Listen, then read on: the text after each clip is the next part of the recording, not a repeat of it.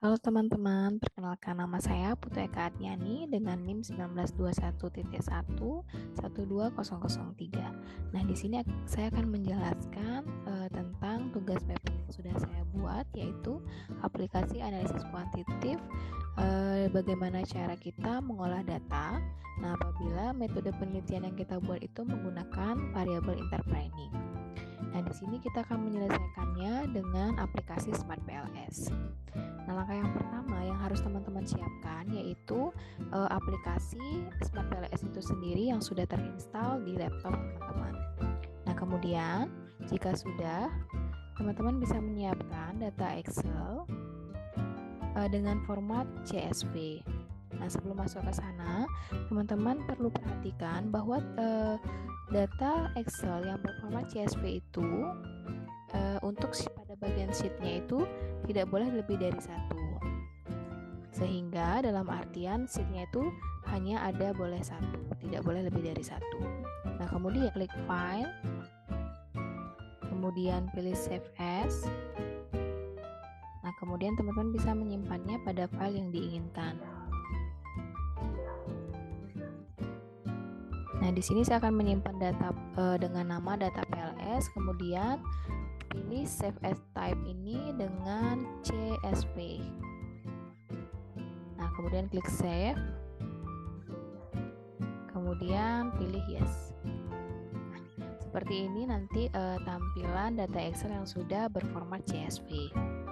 Nah, kemudian jika sudah, kita menuju ke aplikasi Smart PLS itu sendiri. Beginilah tampilan data Smart PLS tersebut.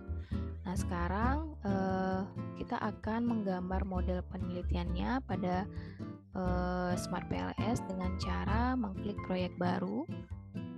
Kemudian kita beri nama data PLS dan klik OK. Nah, teman-teman bisa lihat di sini ada perintah untuk klik 2 kali untuk mengimpor data.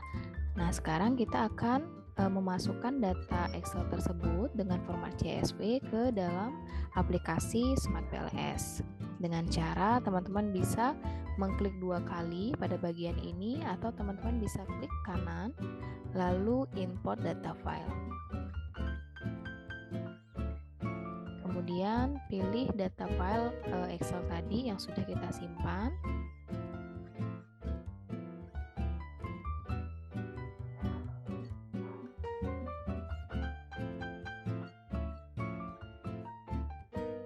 Nah, kemudian pilih open. Lalu pilih OK. Nah, tampilannya seperti ini. Ini adalah data Excel hasil dari kuesioner yang sudah kita sebar. Nah, kemudian teman-teman bisa klik 2 kali pada lambang data PLS ini. Nah, muncul seperti ini. Ada beberapa indikator yang ada pada data PLS tersebut. Kita akan membuat gambar model dengan menggunakan teknik and drop.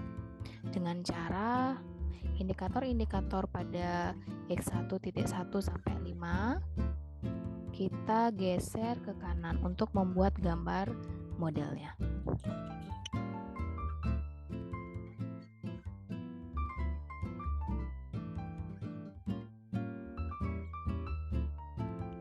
Nah, jika sudah, kita akan menggesernya ke kanan untuk menggambar modelnya. Nah, tampilannya seperti ini. Teman-teman bisa lihat di sini letak X1 sampai X5-nya berada pada kiri. Nah, jika teman-teman ingin mengubah indikatornya ini, posisi indikatornya ini menjadi di kanan, teman-teman bisa klik kanan, kemudian pilih yang menempatkan indikator rapi kanan. Nah, teman-teman bisa lihat perbedaannya seperti ini. Tapi ini saya pakai yang rata rapi kiri saja. Nah, kemudian jika sudah, lakukan langkah hal yang sama pada indikator yang belum dipindahkan.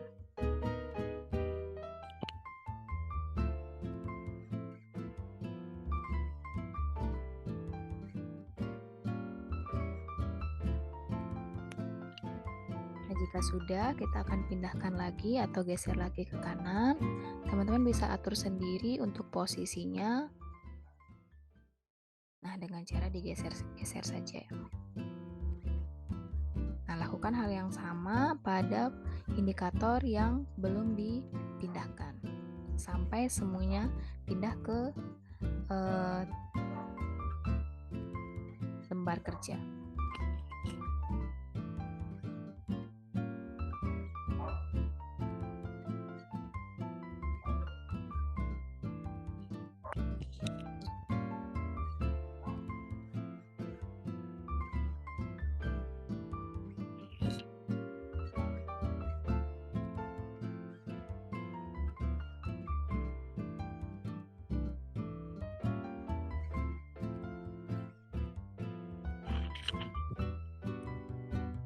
Untuk variabel ini, kita akan rubah posisinya menjadi HP kanan.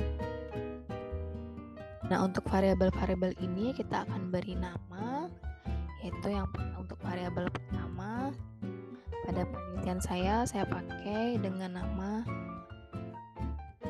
motivasi.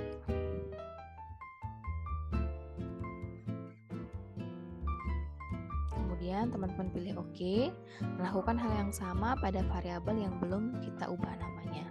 Dengan cara mengklik kanan, pilih mengubah nama. Nah, di sini untuk variabel yang kedua pada penelitian saya pakai dengan nama lingkungan kerja.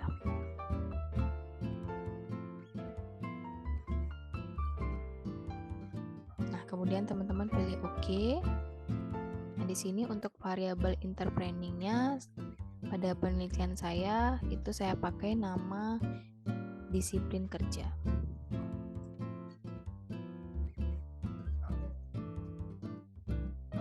Nah, kemudian klik OK. Nah, lalu yang terakhir yaitu variabel Y-nya pada penelitian saya itu saya pakai kinerja.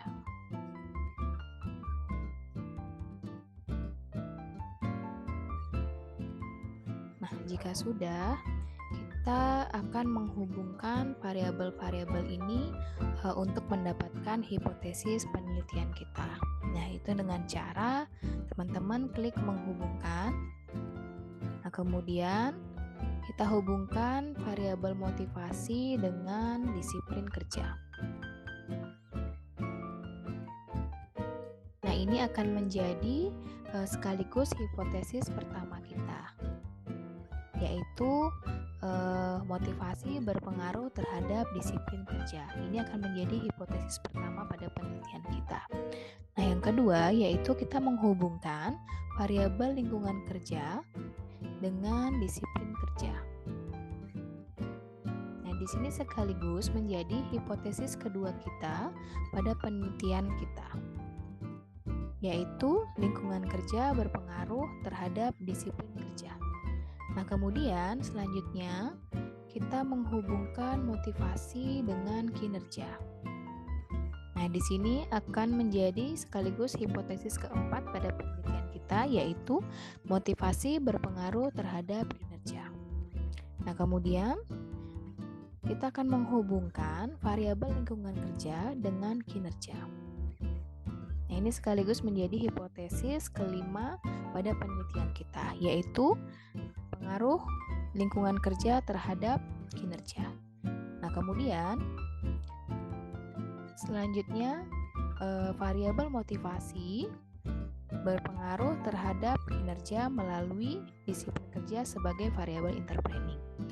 Itu akan menjadi hipotesis keenam pada penelitian kita, dan yang terakhir yaitu kita akan menghubungkan lingkungan kerja berpengaruh terhadap kinerja melalui disiplin kerja sebagai variabel interpretasinya. Itu akan menjadi hipotesis ketujuh kita. Nah, kemudian kita telah mendapatkan 7 buah hipotesis pada penelitian kita. Nah, selanjutnya kita akan melakukan perhitungan untuk mengecek apakah data kuesioner yang kita telah sebar itu menghasilkan data yang valid atau tidak. Nah, dengan cara teman-teman bisa klik menghitung. Nah, kemudian pilih algoritma PLS. Nah, kemudian kita klik mulai perhitungan.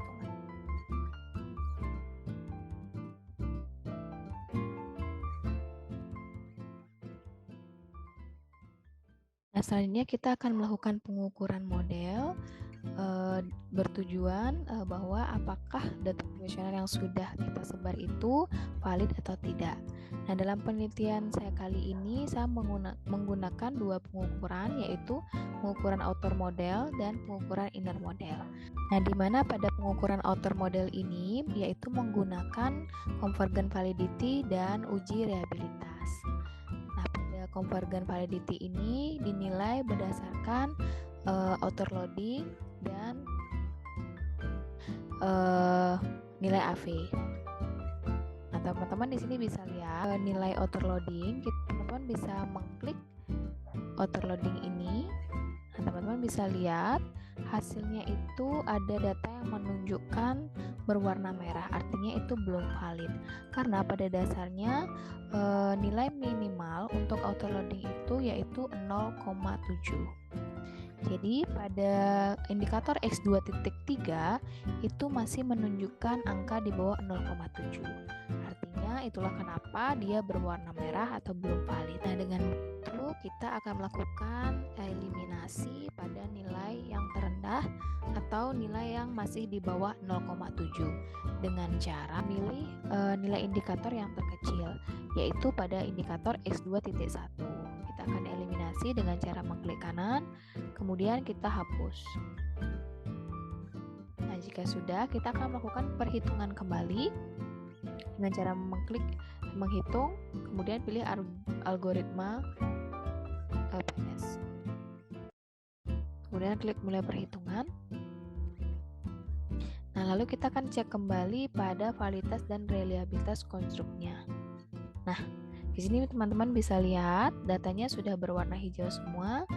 Dalam artian data ini sudah valid. Nah, selain penilaian outer model, dalam penelitian ini juga menggunakan pengukuran inner model, yaitu dengan menguji R-square dan menguji hipotesis langsung dan tidak langsungnya. Nah, yang pertama kita akan menguji R-square-nya dengan cara klik R-square.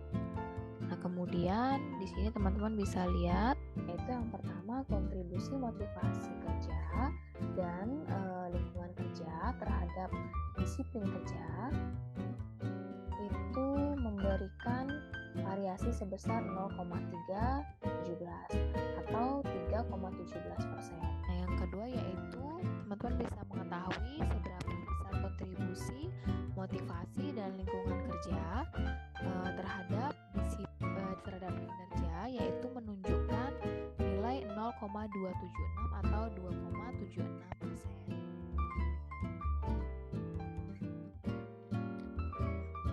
Nah, selain diuji R-square-nya, kita juga bisa menguji hipotesis secara langsung dan tidak langsung. Nah, teman-teman bisa kembali dulu ke data penilaian tersebut, kemudian teman-teman melakukan perhitungan kembali dengan cara mengklik menghitung, kemudian teman-teman pilih bootstrapping. Nah, pilih untuk jenis tesnya 1 ekor, kemudian mulai perhitungan. Pada uji hipotesis secara langsung, kita bisa mengecek pada nilai T-nya, yaitu di atas 1,96. Nah, kemudian pada nilai v-value-nya yaitu 0,05. Nah, untuk hipotesis yang pertama kita pada penelitian yang ini yaitu motivasi disiplin kerja menunjukkan hasil pada nilai T-nya yaitu 4,808, yang mana nilai signifikannya lebih besar dari 1,996. Nah, sedangkan pada nilai v-value-nya menunjukkan hasil 0,000, yang artinya nilay signifikannya lebih kecil dari 0,05. Nah, maka dapat disimpulkan untuk hipotesis pertama kita, yaitu motivasi berpengaruh signifikan positif terhadap disiplin kerja. Nah, selanjutnya pada hipotesis kedua kita yaitu lingkungan kerja, disiplin kerja. Nah, di sini menunjukkan pada nilai T-nya yaitu 1,383. Nah, di mana nilai signifikannya itu menunjukkan angka di bawah 1,96, sedangkan untuk nilai v-value-nya yaitu 0,084, di mana nilai signifikannya menunjukkan lebih dari 0,05. Nah, maka dapat kita simpulkan bahwa hipotesis kedua kita yaitu lingkungan kerja berpengaruh tidak signifikan positif terhadap disiplin kerja. Nah, selanjutnya pada hipotesis ketiga kita yaitu motivasi kinerja. Di sini kita bisa melihat untuk nilai T-nya yaitu 0,631, di mana nilai signifikannya menunjukkan angka di bawah 1,96, sedangkan untuk p-value-nya menunjukkan angka 0,264, di mana nilai signifikannya lebih besar dari 0,05. Maka kita dapat simpulkan bahwa hipotesis ketiga kita menunjukkan motivasi berpengaruh tidak signifikan positif terhadap kinerja. Pada hipotesis keempat kita yaitu motivasi disiplin kerja. Di sini kita dapat untuk nilai hitungnya, nilai T hitungnya yaitu 4,808, di mana nilai signifikannya ini menunjukkan angka lebih besar dari 1,96 dan nilai value-nya yaitu 0,000, di mana nilai signifikannya menunjukkan di bawah nilai 0,05. Nah, yang artinya maka kita dapat disimpulkan untuk hipotesis yang keempat kita yaitu motivasi berpengaruh signifikan positif terhadap disiplin kerja. Nah, yang kelima, hipotesis yang kelima yaitu disiplin kerja kinerja. Di sini kita bisa lihat untuk nilai hitungnya itu mendapatkan hasil 5,682, yang dimana nilai signifikannya lebih besar dari 1,96. Sedangkan untuk nilai p-value-nya menunjukkan 0,000, di mana nilai signifikannya itu menunjukkan lebih kecil dari 0,05. Nah, maka dapat disimpulkan bahwa hipotesis kelima kita yaitu disiplin kerja berpengaruh signifikan positif terhadap kinerja. Nah, setelah kita menguji hipotesis secara langsungnya, kemudian kita akan menguji hipotesis secara tidak langsungnya dengan cara mengklik efek tidak langsung spesifik. Pada hipotesis keenam kita yaitu motivasi melalui disiplin kerja terhadap kinerja. Di sini menunjukkan untuk nilai T-nya yaitu 3,737, yang dimana nilai signifikannya melebihi dari 1,96. Sedangkan untuk nilai p-value-nya yaitu 0,000, di mana nilai signifikannya menunjukkan lebih kecil dari 0,05. Nah, maka dapat kita simpulkan untuk hipotesis keenam kita yaitu motivasi berpengaruh signifikan positif terhadap kinerja melalui disiplin kerja. Nah, hipotesis yang terakhir kita yaitu hipotesis ketujuh, lingkungan kerja pengaruhnya terhadap kinerja melalui disiplin kerja.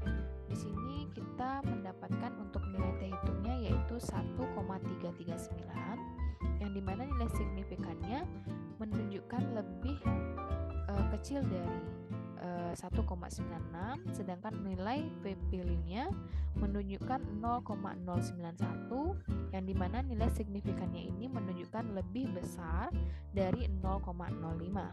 Maka dapat kita simpulkan bahwa hipotesis ketujuh yaitu lingkungan kerja berpengaruh tidak signifikan terhadap kinerja melalui disiplin kerja. Sekian penjelasan dari tugas yang saya buat dengan menggunakan aplikasi Smart PLS. Terima kasih.